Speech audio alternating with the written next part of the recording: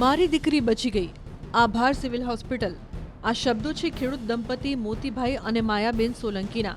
બન્યું એવું કે તેમની 2 વર્ષની તેમની વહાલસોઈ જેન્સીને શ્વાસ લેવામાં તકલીફ થતાં તેને અમદાવાદ સિવિલ હોસ્પિટલ ખાતે તાત્કાલિક અસરથી લાવવામાં આવી હતી. તપાસમાં બાળકીની શ્વાસ નળીમાંથી બંને ફેફસામાં જતા બ્રોન્ક્સમાં મગફળીના દાણા ફસાયેલા હોવાનું સામે આવતા તાત્કાલિક ઓપરેશન કરાયું હતું. ડોક્ટર રાકેશ જોશી અને તેમની ટીમે સફળ સર્જરી કરીને બાળકીને નવી જિંદગી આપી. ડોક્ટરની સમયસૂચક કામગીરી અને આધુનિક સારવારથી હાલ બાળકી સંપૂર્ણ સ્વસ્થ છે, જેને પગલે બાળકીના માતા પિતા અને પરિવારજનોમાં ખુશીનો માહોલ જોવા મળ્યો હતો, જેમણે ડોક્ટરની ટીમ અને હોસ્પિટલ સ્ટાફનો આભાર માન્યો હતો. 2 વર્ષની દીકરી જેન્સી સોલંકી વડગામની રહેવાસી, એને 7 થી 10 દિવસથી ખૂબ જ ખાંસી આવતી હતી.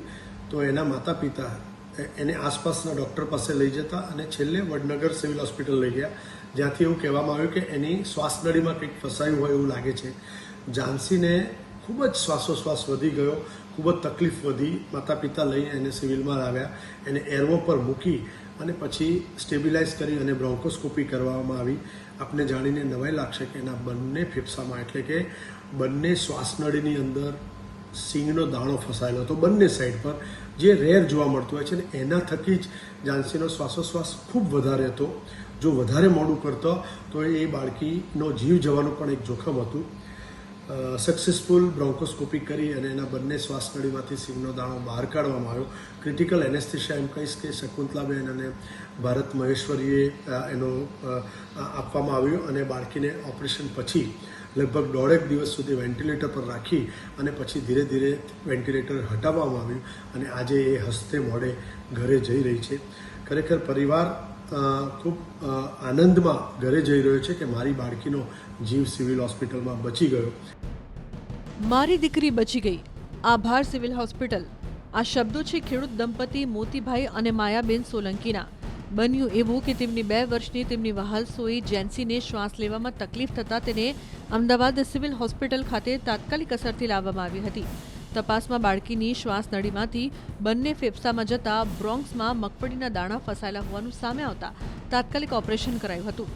ડોક્ટર રાકેશ જોશી અને તેમની ટીમે સફળ સર્જરી કરીને બાળકીને નવી જિંદગી આપી. ડોક્ટરની સમયસૂચક કામગીરી અને આધુનિક સારવારથી હાલ બાળકી સંપૂર્ણ સ્વસ્થ છે, જેને પગલે બાળકીના માતા પિતા અને પરિવારજનોમાં ખુશીનો માહોલ જોવા મળ્યો હતો, જેમણે ડોક્ટરની ટીમ અને હોસ્પિટલ સ્ટાફનો આભાર માન્યો હતો.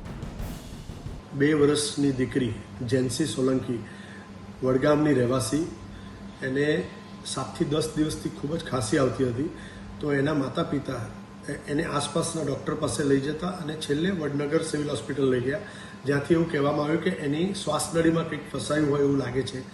ઝાંસીને ખૂબ જ શ્વાસોશ્વાસ વધી ગયો, ખૂબ જ તકલીફ વધી. માતા પિતા લઈ એને સિવિલમાં લાવ્યા, એને એરવો પર મૂકી અને પછી સ્ટેબિલાઇઝ કરી અને બ્રોન્કોસ્કોપી કરવામાં આવી. આપને જાણીને નવાઈ લાગશે કે એના બંને ફેફસામાં એટલે કે બંને શ્વાસનળીની અંદર સિંગનો દાણો ફસાયેલો હતો, બંને સાઈડ પર, જે રેર જોવા મળતું હોય છે. ને એના થકી જ ઝાંસીનો શ્વાસોશ્વાસ ખૂબ વધારે હતો. જો વધારે મોડું કરતો તો એ બાળકીનો જીવ જવાનું પણ એક જોખમ હતું.